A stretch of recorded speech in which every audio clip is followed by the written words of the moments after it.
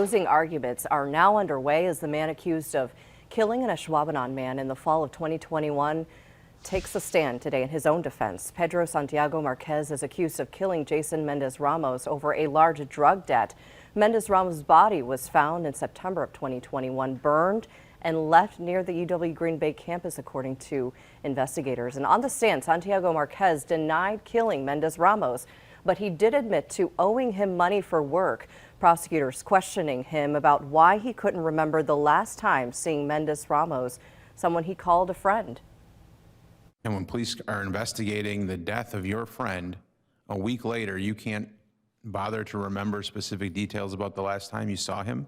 Y cuando la policía está investigando su muerte de él una semana después, aunque tienen esta amistad, ¿usted no se puede molestar un poco para tratar de recordar detalles de cuando lo vio?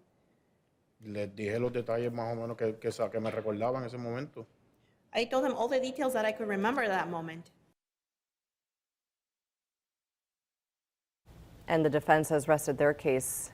We'll keep you posted. Our Brittany Schmidt has been in the courtroom following this. She'll have more on Action 2 News.